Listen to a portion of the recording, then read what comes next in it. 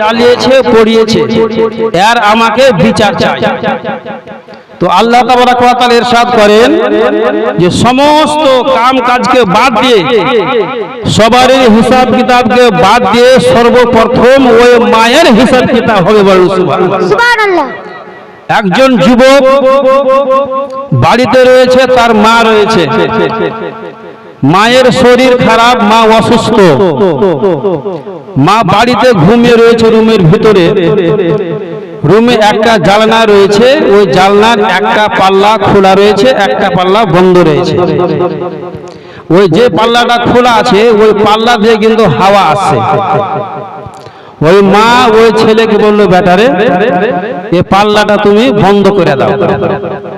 ছেলে আর কথা কিন্তু বুঝতে পারেনি, চিন্তিত হয়ে গেল যে মা তো জানলা কোনটা পাল্লাটা বন্ধ করতে বলেছে, কিন্তু আমি কোনটা পাল্লা বন্ধ করব আর কোনটা আমি খোলা রাখবো।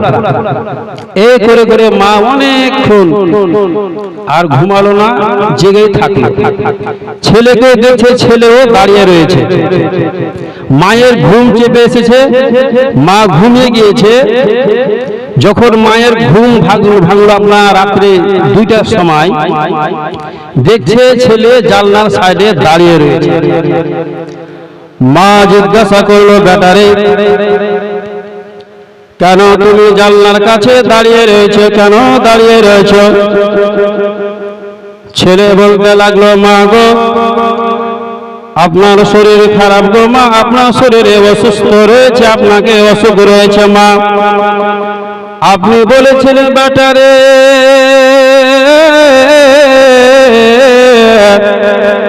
জানলার পাল্লাগুলো বন্ধ করে দাও রে বেটা, জানলার টোনগুলো বন্ধ করে দাও। মা আমি বুঝতে পারিনি গো মা যে আমি কোনটা জানলা বন্ধ রাখবো আর কোনটা পাল্লা আমি খুলে রাখবো। ছেলে আবার বলতে লাগলো, মা গো আপনি বলেছিলেন জানলা বন্ধ করার জন্য, জানলা দিয়ে হাওয়া আসতেছিল মা, আমি জানলা বন্ধ করলাম না,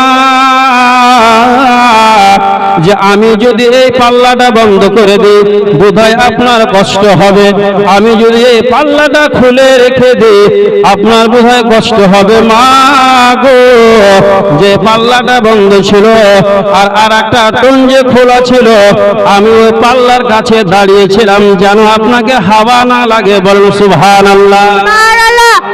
ছেলে মায়ের কথা শুনে মায়ের কথা বুঝতে পারেনি, তার জন্য জানলার কাছে দাঁড়িয়ে দাঁড়িয়ে রাত্রি 2টা হয়ে গেল।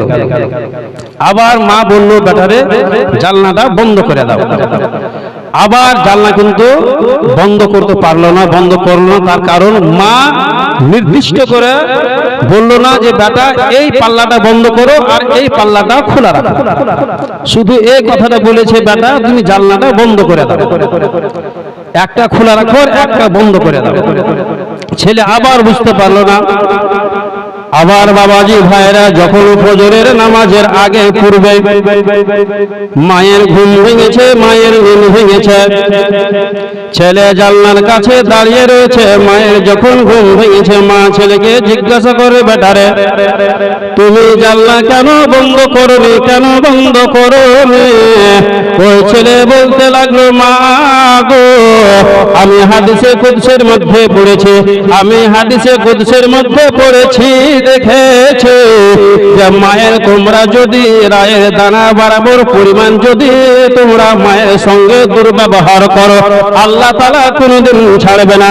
তার কারণ হলো আপনি যদি খোদা তাআলার সামনে, আল্লাহর সামনে যদি বলে দেন, মা হে রব্বুল আলামিন খোদা গো আমার এই ছেলে আমার কোনো কথা শুনেনি, আমার ছেলে আমার কোনো কথা মানেনি, আমার ছেলে আমাকে দুঃখ দিয়েছে, আমার ছেলে আমাকে যন্ত্রণা দিয়েছে, আমার ছেলে আমাকে ব্যথা দিয়েছে, মহান রব্বুল আলামিন আমাকে এই ছেলের প্রতি বিচার চাই। আল্লাহ তাআলা কুল কায়নাতের সমস্ত জিনিসকে বাদ দিয়ে দিবে আর সর্বপ্রথম ওই মায়ের বিচার করবে। বলুন সুবহানাল্লাহ।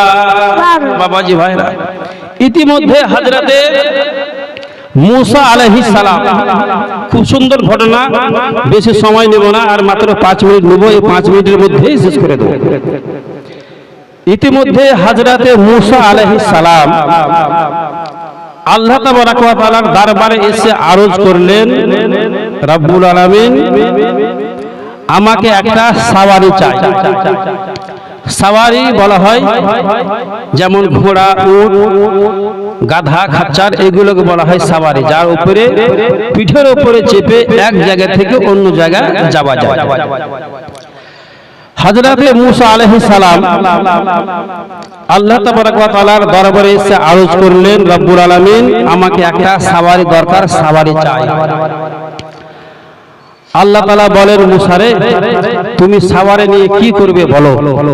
বলে, হুজুর আমার বাড়ি অনেক দূরে, আমি ওই জায়গা থেকে হেঁটে এসেছি, যদি আপনি একটা সাওয়ারি আমাকে দেন, ঘোড়া কিংবা দুম্বা কিংবা গাধা, খাচ্চার যদি দেন আপনি, আমি তার পিঠের উপরে চেপে আমি যেই জায়গা আমার যাওয়ার প্রয়োজন আছে আমি ওই জায়গায় পৌঁছে যাব। কার কাছে চাইলেন? আল্লাহ তাআলার কাছে চাইলেন। কে? হযরতে মূসা আলাইহিস সালাম। আল্লাহ তাবারাক ওয়া তাআলা হযরতে মূসা আলাইহিস সালামকে বললেন যে মূসারে যাও, ওই নদীর পাড়ে যাও, নদীর ধারে তুমি দেখতে পাবে যে একটা ছেলে বসে রয়েছে, ওই ছেলের কাছে যে তুমি বলো, বাবা আমাকে একটা সাওয়ারি প্রয়োজন, আপনি আমাকে একটা সাওয়ারি দেন। ওই বাচ্চাটা কিন্তু আশ্চর্য হয়ে গেল যে কি ব্যাপার, আমি তো একটা সাধারণ ছেলে, আর এই ব্যক্তি আমার কাছে এসে বলছে আমাকে একটি সাওয়ারি দাও, তো আমি সাওয়ারি কোথায় পাবো? তুমি কে? তো হযরতে মূসা আলাইহিস সালাম ওই ছেলেকে বললেন যে বাবু আমি হলাম মূসা আলাইহিস সালাম, একজন নবী। ওই বাচ্চা, ওই ছেলে আরো আশ্চর্য হয়ে গেল, তাজ্জুব হয়ে গেল, ধাক্কা বাক্কাতে পড়ে গেল যে কি ব্যাপার, একজন নবী আল্লাহকে বাদ দিয়ে আমার কাছে এসে বলছে যে আমাকে একটি সাওয়ারি দাও। ওই বাচ্চাটি ডান দিকে বাঁ দিকে তাকালো, কোনো সাওয়ারি নাই, উট নাই, সামন দিকে পিছন দিকে তাকালো, কোনো ঘোড়া দুম্বা উট কিছুই নাই। তারপরে যখন আপনার আকাশের দিকে তাকিয়েছে তো একটা মেঘের টুকরা আকাশের উপরে কালো হয়ে রয়েছে, বলো সুবহানাল্লাহ। ওই মেঘের টুকরাকে ওই যুবক ছেলে আঙ্গুলের ইশারা দিয়ে বলল যে এ মেঘের টুকরা তুমি নিচে নেমে চলে এসো। ওই বাচ্চার কথা শুনে আকাশের মেঘের টুকরা কিন্তু আপনার নিচে নেমে চলে এসেছে। তারপরে হযরতে মূসা আলাইহিস সালামকে বলতে লাগলো, মূসা যাও যাও যাও, আমি সামন দিকে তাকালাম, পিছন দিকে তাকালাম, আমি ডান দিকে তাকালাম, বাঁ দিকে তাকালাম, আমি কোনো সাওয়ারি পেলাম না, কোনো ঘোড়া পেলাম না, গাধা দুম্বা কিছু পেলাম না। তারপরে আমার কাছে আর কোনো লাইন ছিল না। যখন আমি উপরে তাকালাম আমি একটি মেঘের টুকরাকে পেলাম। মূসা রে যাও যাও যাও, ওই মেঘের টুকরার উপরে চেপে তুমি তোমার যেই জায়গা তুমি যাবে ওই জায়গা তুমি পৌঁছে যাও। হযরতে মূসা আলাইহিস সালাম ওই মেঘের টুকরার উপরে চেপে নিজ জায়গা মতো পৌঁছে গেল। তারপরে হযরতে মূসা আলাইহিস সালাম ওই জায়গা পৌঁছে যাওয়ার পরে সাজদায় পড়ে গেল। হে রব্বুল আলামিন, আমি আপনার কাছে সাওয়ারি চেয়েছিলাম, আমি আপনার কাছে ঘোড়া চেয়েছিলাম, আমি আপনার কাছে দুম্বা চেয়েছিলাম, মহান রব্বুল আলামিন আপনি কেন আমাকে দিলেন না? ওই ছোট বাচ্চার কাছে আপনি কেন আমাকে পাঠালেন? আমার রব্বুল আলামিন বলেন, মূসা রে ওই বাচ্চাটি মায়ের এত খিদমত করেছে, ওই বাচ্চাটি বাবার এত খিদমত করেছে, মাকে জীবনে কোনো দুঃখ দেয়নি, মাকে জীবনে কোনোদিন কষ্ট দেয়নি, বাবাকে জীবনে কোনোদিন দুঃখ দেয়নি, বাবাকে জীবনে কোনোদিন কষ্ট দেয়নি। মূসা রে ওই বাচ্চাটি মায়ের খিদমত করেছে, বাবার খিদমত করেছে, বোনদের খিদমত করেছে, ছোট ছোট ভাইদের খিদমত করেছে। মূসা রে তার কাজ কাম দেখে আমি এত খুশি হয়ে গেছি, এত খুশি হয়ে গেছি। তুমি আমার কাছে সাওয়ারি চেয়েছো, কিন্তু আমি তোমাকে ওই বাচ্চার কাছে পাঠিয়েছি। বলো সুবহানাল্লাহ। বাবাজি ভাইরা, তো এই হাদিস থেকে বুঝতে পারা গেল যে আপনি যদি পাহাড়ের মতো নেকি করলেন, আপনি যদি সমুদ্রের মতো যদি আপনি নেকি করেন, তারপরে যদি আপনি মা বাবাকে ভালো না বাসেন, মা বাবা যদি আপনি খিদমত না করেন, তো আপনার ঠিকানা জাহান্নাম ছাড়া জান্নাত কোনোদিন হবে না। বাবাজি ভাইরা, তো আমি কোরআনে মুকাদ্দাস থেকে যে আয়াত ফিরে তেলাওয়াত করেছিলাম, ওয়াবিল ওয়ালিদাইনি ইহসানা, তোমরা মা বাবার সঙ্গে হুসনে সুলুক করো, ভালো ব্যবহার করো। তো আর আমি নিজের বক্তব্যকে এই জায়গা থেকে শেষ করছি। ওয়া আখিরু দাওয়ানা আনিল হামদুলিল্লাহি রাব্বিল আলামিন।